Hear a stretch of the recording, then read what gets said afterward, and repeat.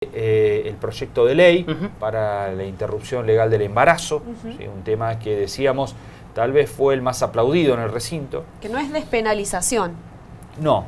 La despenalización, digamos, es quitar un delito del Código Penal. Exacto. La legalización habla de que el Estado tiene que además garantizar ese proceso. Bueno, también se refirió a cambios en el Código Penal que hace tiempo vienen también anunciándose, ¿no? Exacto. Bueno, vamos a ver con respecto al aborto, finalmente el proyecto que envíe el Ejecutivo. Vamos a ver qué es lo que envía. Y esta nueva conformación del Congreso sí permite que se termine aprobando. Tal cual. Recordamos que el año anterior, o en el intento anterior por aprobar este tema, bueno, diputados lo aprobó, pero no pasó por el Senado. Bueno, vamos a ver ahora con la nueva conformación, después del recambio de diciembre que hubo, si esto prospera. Después, por supuesto, otro tema importante, la reforma judicial. Algo que se venía ya anticipando que iba a estar presente en el discurso del presidente, y efectivamente así fue. Y después de economía no habló demasiado, sí se centró en la cuestión de los precios, la inflación, señalando que iban a controlar a los formadores de precios. Básicamente decíamos nosotros, si no se despegaba un poco el gobierno y el Estado, el presidente como representante del Estado Nacional y del gobierno, de la responsabilidad del Estado en el proceso inflacionario tan largo que viene padeciendo la República Argentina, no por culpa de este gobierno, sino de todos los últimos. ¿Sí? Esto ha venido siendo una constante en la Argentina, la inflación desde añares, ¿no? Y qué responsabilidad tienen los distintos gobiernos y el Estado en esto. No son solo los formadores de precios, sino que hay, decíamos, un contexto macroeconómico que permite esta situación de permanente suba en los precios. Bueno, vamos a hablar de todo esto y del discurso del presidente, porque está el especialista, analista Gustavo Marangoni ya en comunicación con nosotros. Gustavo, ¿cómo va? Buen día. Hola, muy buen día, muchas gracias por llamar. Bueno, muchas gracias por atendernos como siempre. Bueno, en principio y en líneas generales, ¿cómo has visto el anuncio, el primer discurso de Alberto Fernández como presidente inaugurando un periodo legislativo, ¿no? Mira, a lo mejor la primera referencia tiene que ver con cuestiones casi estéticas, empezando inclusive por el aspecto del propio recinto. A diferencia de otros mensajes a la Asamblea Legislativa, por ejemplo, en la era de Cristina, el recinto tuvo un contexto sobrio, no hubo barras, no hubo banderas, es decir, hubo, digamos, como la preparación a un clima para un mensaje que si bien tuvo párrafos firmes, tampoco fue, digamos, pro grieta y señaló, como ustedes reseñaban recién, una serie de aspectos, marcó, por supuesto, cuestiones que él había heredado, pero sin mencionar la palabra herencia, y creo que buscó, de alguna manera, puentes, no solo en actitudes, sino también en mensajes, en referencias. Dos veces hizo referencia al presidente Alfonsín, sí, una a Kirchner, una a Perón, e implícitamente una a Frondizi, cuando llama a una nueva batalla por el petróleo y el gas, una forma de definirlo que remite al expresidente desarrollista cuando encaró el proceso de privatización de la explotación del petróleo en la Argentina, y aquí con un propósito similar, el de convocar a inversionistas locales y extranjeros para otros emprendimientos como Vaca Muerta y demás. Claro. Bueno, incluso anticipó un envío de una nueva ley de hidrocarburos, ¿no? Que vamos a ver de qué se trata. Exactamente, pero que hizo énfasis específicamente que iba a tener como propósito específico salvaguardar las inversiones, es decir, crear un marco jurídico que blinde todo lo que se destine en materia de capitales a la explotación del petróleo y del gas en Argentina. Con lo cual, me parece que, en ese aspecto sí hay un mensaje más concreto. Por supuesto, habrá que esperar, como en otros casos, los proyectos de leyes correspondientes, letra de cada iniciativa, que por supuesto es importante y dará lugar para debate tanto en esta materia como la de la interrupción del embarazo, como la reforma judicial, pero me parece que ha dado esa serie de definiciones. Yo creo que podemos empezar a hablar lentamente de la conformación de un manual de estilo de Alberto Fernández, ¿no? Claro. Es decir, de ciertas características propias que un presidente, en este caso, va diseñando con el transcurrir de los meses, sobre todo de un presidente que tiene una figura vicepresidencial tan fuerte que tiene que ir construyendo su propio perfil, ¿no? Claro, bueno, eso te iba a consultar, si en la cuestión de las formas lo habías visto como un albertismo puro, cierta moderación, pero firmeza también en lo que decía, ¿no?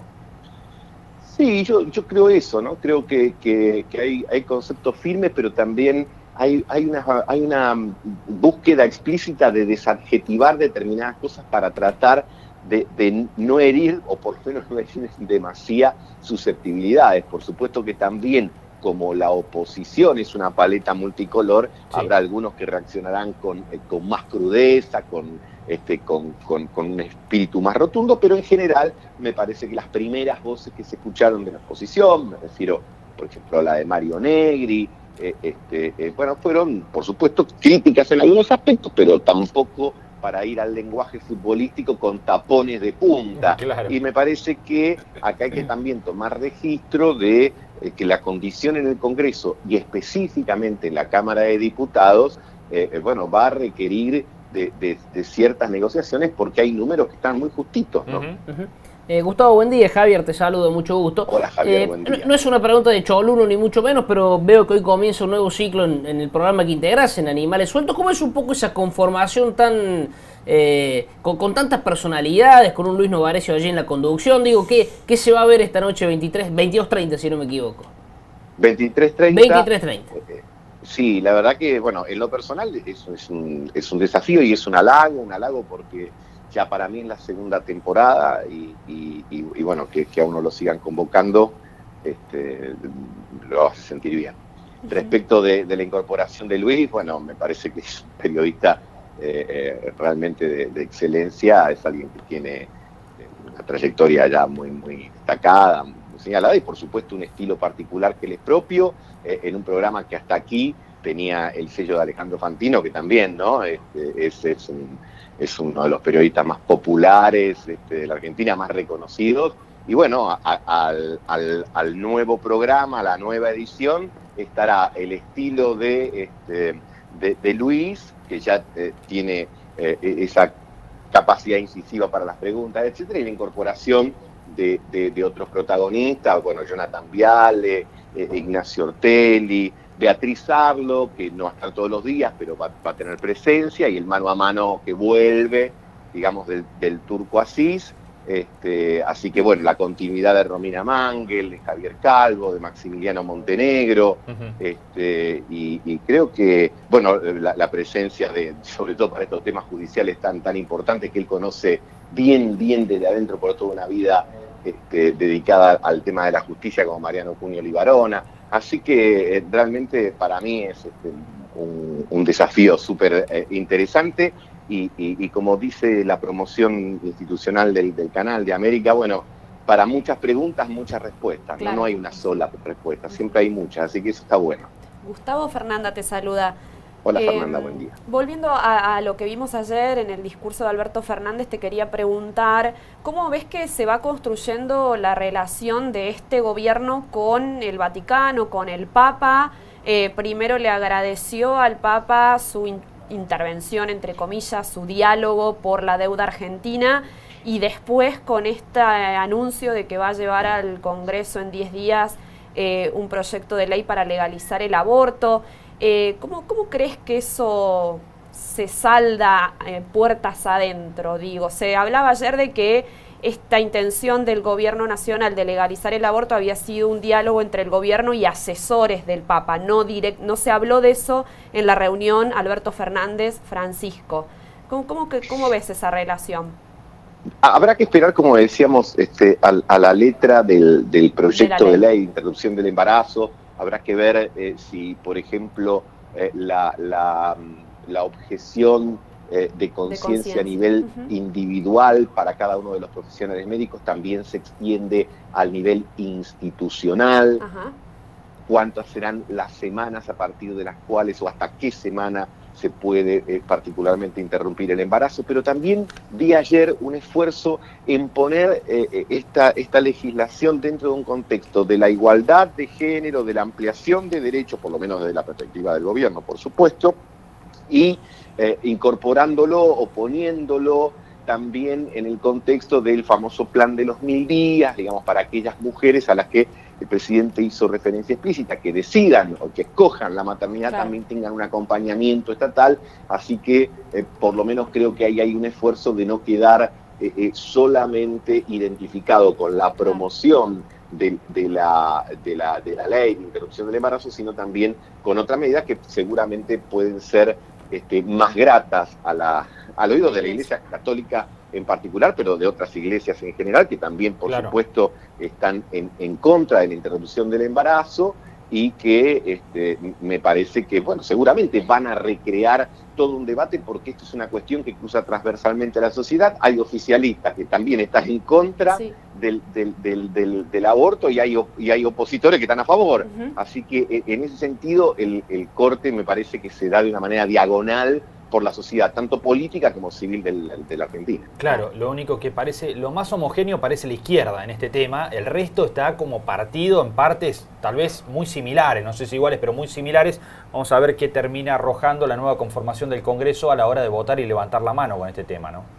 Sí, claro, lo que pasa es que las dos principales fuerzas que explican el 90% de los votos y más del 90% de los legisladores, bueno, son las que tienen justamente más diversidad, pero también me imagino yo que en la redacción de la ley y en la posibilidad de establecer estos puntos tan específicos y tan concretos que refieren a la objeción de conciencia o a las semanas permitidas para poder interrumpir el embarazo, seguramente a lo mejor se puedan conseguir algunas adhesiones adicionales a las que hubo el año pasado, sabiendo también que la conformación del Congreso, justamente por imperio de las elecciones legislativas y la renovación de la mitad de diputados y de un tercio de senadores, seguramente también habrá cambiado el listado de votos que se registró. Y a presión social, por lo menos en algunos centros urbanos y en determinados lugares, que viene como increyendo, aunque también hay que percibir que, por supuesto, hay una parte de la población que tiene sus convicciones muy firmes en rechazo a esta iniciativa. Sí, Gustavo, te consulto, ¿es Alberto el peronista más alfonsinista?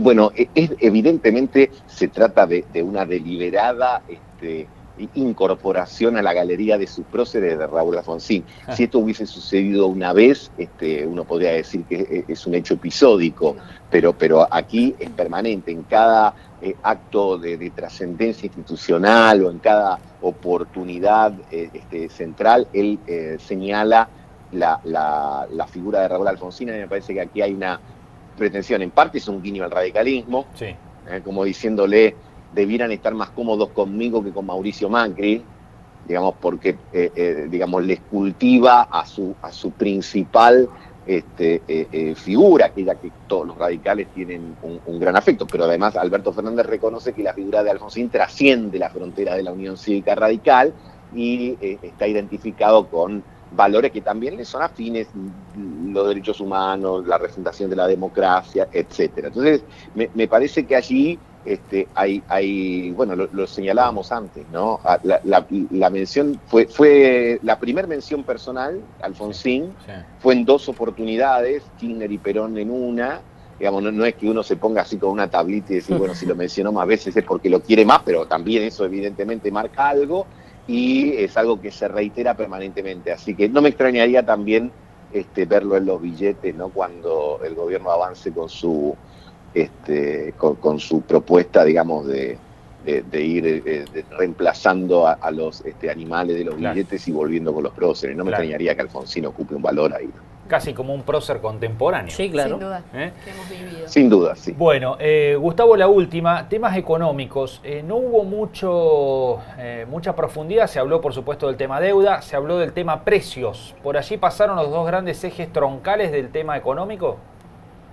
Sí, la inflación también fue mencionada dos veces, al comienzo y hacia el final cuando dijo el vicio inflacionario, la remarcación, etcétera. Yo creo que ahí, ustedes lo han señalado también en su introducción, hay un reproche a algunos agentes económicos, y lo dijo de una manera bastante explícita. Dice, a ver, hemos congelado las tarifas, Sí.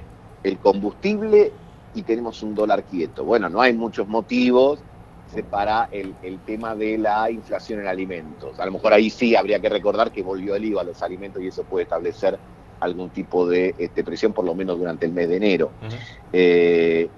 Y por el otro lado, creo que no hubo tantas precisiones en materia económica porque en realidad estamos en medio de un proceso de negociación de la deuda. Entonces, al no resolverse primero la propuesta específica de la deuda y ver cómo deviene eso, tampoco puede haber, entre estas cosas, presupuesto. Algunos señalaban, bueno, no habló de presupuesto, pero el presupuesto, que es justamente la presentación de la planificación de ingresos y de gastos del Estado Nacional, Claro. tiene como un capítulo muy importante lo que es el pago de intereses de la deuda. Entonces no es lo mismo pagar 20, 10 o nada. Claro. Así que hasta que eso no se sepa, no puede haber presentación de presupuesto y no pueden explicitarse otras características. Ergo, me parece que entre marzo y abril, cuando sepamos si en la deuda hay fumata y hay un acuerdo más o menos amigable con los acreedores, lo cual perfilaría claramente un camino, digamos, ya de una agenda más positiva hacia adelante, o no hay acuerdo, entonces tenemos que resetear lo dicho hasta acá y preparar una suerte de plan B ya para un terreno mucho más hostil. Bueno, hasta ese momento me parece que demasiadas precisiones no va a haber. Bien. Gustavo, te agradecemos muchísimo estos minutos, ha sido muy amable. Te veremos esta noche entonces en el debut de Animales Sueltos. Mucha suerte allí. Muchísimas gracias y que tengan una buena jornada y una buena semana. Hasta la próxima, gracias. Bueno, Gustavo Marangoni, allí estaba el analista político, trazando un poco el balance de lo que dejó la presentación de Alberto Fernández ayer en el Congreso de la Nación. Bueno, con muchos temas, por supuesto, sí. Aborto, reforma judicial, economía, vinculado al tema deuda, al tema precios, algunos de los aspectos más destacados del discurso del presidente ayer en la Asamblea Legislativa. Ara San Juan y AMIA, sí. Desclasificación de algunos archivos también, y otras importante. Cuestiones que han sido destacables, ¿no? Y también insistió con lo de AFI también, ¿no? La AFI, con la sí. intervención de la AFI, cosa que había dicho ya en el discurso de Asunción. De Asunción.